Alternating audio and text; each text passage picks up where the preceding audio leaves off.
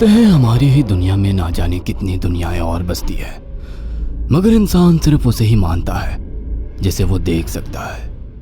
काली अमावस की रात थी। चारों ओर सिवाय हवाएं और शोर के अलावा कुछ भी नहीं था। राजन को आज घर लौटने में देर हो गई थी। रात के सन्नाटे को वो अपनी साइकिल से चीरता हुआ चला जा रहा था। वह गांव की नदी तक पहुंचा ही था कि तभी उसे नदी के पास एक काला साया दिखाई दिया जो नदी के किनारे पानी को घूरे जा रहा था। इतनी रात को नदी के पास देखकर राजन के ना जाने क्यों रोंगटे खड़े हो गए। उसे ऐसा महसूस हुआ मानो उसके पैर साइकिल के पैडल पर जम गए हो। राजन कपकपाते हुए होठों से बोला, कौन है वहां पर? राजन ने इतना बोला ही था कि अचानक वो साया बिजली की रफ्तार से दौड़ता हुआ राजन के नजदीक आ गया। राजन की नजर जैसे ही उस साये पर पड़ी, उसके हलक से एक भयानक चीख निकल गई। इस घटना के 1 महीने बाद अर्जुन का सारा ध्यान ड्राइविंग पर था। उसकी पत्नी शिखा कार में ड्राइविंग सीट के बगल में बैठी हुई एक मैगजीन पढ़ रही थी। शिखा ने मैगजीन रखकर अर्जुन की ओर देखकर कहा, और कितनी दूर रह गया है तुम्हारा गांव अर्जुन? बस थोड़ी दूर रह गया है, आधे घंटे में हम पहुंच जाएंगे। तुम्हारे चेहरे पर इतनी टेंशन क्यों है? टेंशन क्यों नहीं होगी शिखा, मैंने अपनी माँ को बगैर बताए तुमसे लंदन में शादी जो कर ली। पता नहीं माँ तुम्हें देखकर कैसे रिएक्ट करेगी। डोंट वरी अर्जुन, मुझ पर भरोसा रखो। तुम्हारी माँ को मनाने की जिम्मेदारी मेरी है।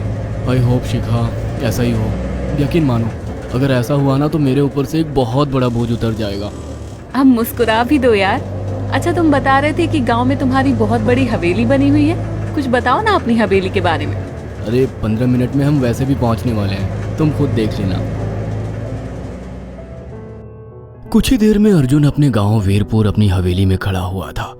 अर्जुन की मां अर्चना देवी अर्जुन के स्वागत के लिए हवेली के बाहर खड़ी हुई थी। अर्जुन ने दौड़कर अपनी कि उसकी हवेली में बहुत सारे नौकर चाकर हुआ करते थे। डाइनिंग टेबल पर डिनर के दौरान अर्जुन अपनी मां से जो बोला वो सुन उसकी पत्नी शिखा और रहस्यमय अंदाज में मुस्कुराकर लगातार देखे जा रही थी। माँ, हवेली के सारे नौकर कहाँ गए? मैंने सबको छुट्टी दे दी बेटा। लेकिन क्यों माँ, तुम्हें तो काम करने में बहुत ज्यादा तकलीफ होती होगी। नहीं बेटा, मुझे कोई तकलीफ नहीं होती। कुछ वक्त से मुझे सुकून और सन्नाटा अच्छा लगता है। अर्जुन इससे पहले अपनी माँ से कुछ कहता कि उसकी माँ ने उसे बोलने से रोक दिया। अर्जुन चुपचाप खाना खाने लगा। खाने के बाद अर्जुन और शिखा बेडरूम में चले गए। अर्जुन बेड पर सोच में लेटा हुआ था कि अचानक शिखा अर्जुन से लिपट गई और वासना का तूफान अपने चरम पर पहुंच गया था।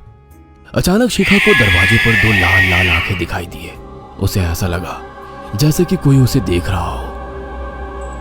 शिखा ने तुरंत बेड से उठकर अपने कपड़े पहन लिए। क्या हुआ शिखा? अर्जुन, मुझे ऐसा लगा जैसे कोई हम दोनों को देख रहा हो। पागल हो गई हो क्या? हवेली में सन्नाटा पसरा हुआ है, एक भी नौकर चाकर नहीं है। तुम्हें वहम हुआ होगा। तुमने तो सारा मूड खराब कर दिया शिखा, अब सो जाओ।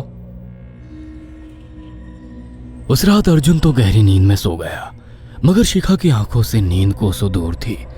अगली सुबह शिखा जल्दी उठकर किचन की ओर चली गई, मगर उसने देखा कि उसकी सास अर्चना नाश्ता तैयार कर चुकी थी। माँ, आपने तकलीफ क्यों की? मुझे बुला लेती आप। शिखा की बात सुनकर उसकी सास अजीब से अंदाज में शिखा की ओर देखने लगी।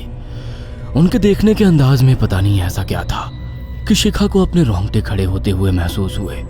अर्चना धीरे धीरे करीब कदमों से शिखा के करीब आकर बोली, कोई बात नहीं बेटी, तुम्हें अब यहीं रहना है। तुम सिर्फ मेरे बेटे के साथ प्यार से रहो और जल्दी से मुझे एक पोता दे दो। काम की चिंता मत करो, वो सब मैं कर लूंगी। कुछ ही दिनों के बाद अर्चना गर्भवती हो गई। उसे हवेली में रहते हुए 6 महीने से ज्यादा वक्त हो चुका था और इन 6 महीनों में उसने नोट किया कि जब से वो गर्भवती हुई है उसकी सास अचानक से आकर उसके पेट पर हाथ फेरने लगती और अजीब से अंदाज में उसके पेट को घूरने लगती। शिखा ने तंग आकर अर्जुन से कहा, अर्जुन, मुझे तुम्हारी माँ का बिहेवियर बड़ा अजीब लगता है। तुम्हारी माँ जब देखो मेरे पेट पर आकर हाथ फेरती रहती है। अरे माँ को अपने पोते के आने का बेसब्री से इंतजार है शिखा, इसमें अजीब लगने वाली क्या बात है? मैं तुम्हें कैसे समझाऊं? मैंने माँ की आंखों में एक अजीब सी चमक देखी है। कैसी चमक? शिखा के मुंह से अचानक से एक अल्फाज निकल गया, जैसे किसी डायन की आंखों में होती है। शिखा की बात सुनकर अर्जुन का गुस्सा 7वें आसमान पर पहुंच गया। वो गुस्से से चीखते हुए बोला, खबरदार शिखा, आगे एक शब्द मेरी माँ के खिलाफ मत निकालना। नहीं तो मुझसे बुरा कोई नहीं होगा। तुम्हें शर्म आनी चाहिए शिखा। जब से तुम यहाँ पर आई हो तब से मेरी माँ तुम्हारी कितनी चिंता करती है। वह तुम्हें समय से खुद नाश्ता बनाकर देती है, खाना देती है, यहाँ तक कि हवेली की साफ सफाई भी वो अकेली करती है। क्या बोलूं अब तुमसे, शर्म आती है मुझे तुम्हें अपनी पत्नी कहते हुए। इतना कहकर अर्जुन गुस्से से कमरे से निकल गया। शिखा अर्जुन से बहुत कुछ कहना चाहती थी मगर कह नहीं पाई। उसने महसूस किया था कि चाहे कितनी भी तेज आंधी और तूफान आए मगर हवेली के अंदर धूल की एक परत तक नहीं जमती थी और दिन ब दिन अर्चना के चेहरे की झुर्रियां कम होती जा रही थी। ऐसा लगता था मानो वो जवान हो रही हो। शिखा के अब 9 महीने कंप्लीट हो चुके थे और एक रात अचानक उसे प्रेगनेंसी पेन होने लगे। वो दर्द से तड़पने लगी। ये देखकर अर्जुन घबरा गया। वो दौड़ा दौड़ा माँ को बुलाकर लाया और बोला, माँ हमें तुरंत शिखा को किसी अच्छे हॉस्पिटल में एडमिट कराना होगा। अर्जुन ने देखा कि उसकी माँ ने उसकी बात को सुना ही नहीं। वो तो बस शिखा के गर्भ की ओर आंखें फाड़ फाड़ कर देखी जा रही थी।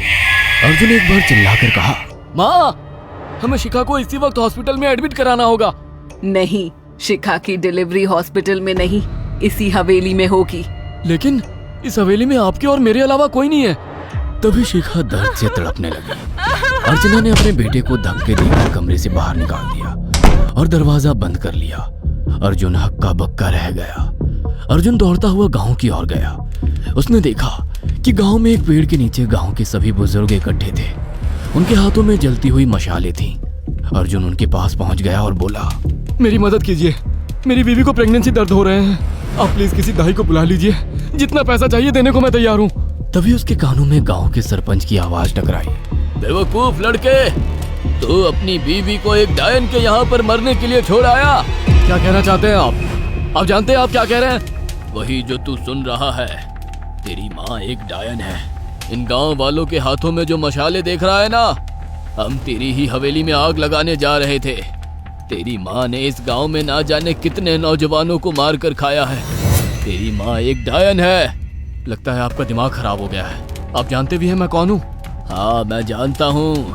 तू ठाकुर धीरेन्द्र प्रताप का बेटा है। तेरे पिता को शक हो गया था कि तेरी माँ एक डायन है, इसीलिए उन्होंने तुझे हमेशा उससे दूर रखा। पहले तेरी माँ ने तेरे पिता को मारा और धीरे धीरे करके वह हवेली के सारे नौकरों को मार कर खा गई और फिर गांव वालों को भी मारने लगी। और अब तो तेरे होने वाले बच्चे को खाएगी, क्योंकि डायन को नवजात शिशु का मांस खाना बहुत पसंद होता है। अगर मेरी बात पर यकीन नहीं है तो चलकर मेरे साथ तो खुद अपनी आंखों से देख ले। इतना कहकर सरपंच अर्जुन को लेकर हवेली की ओर चल पड़ा। उसके पीछे कई लोग थे जो जलती मशाले पकड़े हुए थे। हवेली के अंदर घुसकर उन्होंने उस कमरे के दरवाजे को तोड़ दिया जहां पर शिखा थी।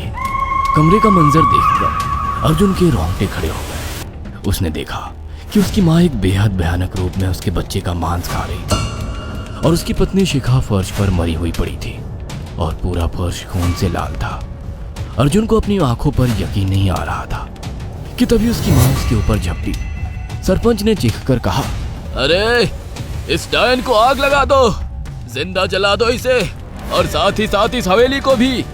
सभी लोगों ने जलती हुई मशालें डायन के ऊपर फेंक दी। देखते ही देखते डायन दर्द से चीखने और चिल्लाने लगी और कुछ ही देर में वो जलकर राख हो गई। हवेली में आग लगते ही सभी लोग अर्जुन को खींचकर बाहर ले आए। अगले दिन अर्जुन अपनी पत्नी की यादें साथ लेकर आंखों में आंसू लिए दोबारा लंदन वापस चला गया। अगर आपको हमारी ये कहानी पसंद आई हो तो इसे लाइक और शेयर करना ना भूलें। साथ ही ऐसी और नई कहानियों के अपडेट्स पाने के लिए हमारे चैनल अक्षु टीवी को जरूर सब्सक्राइब करें।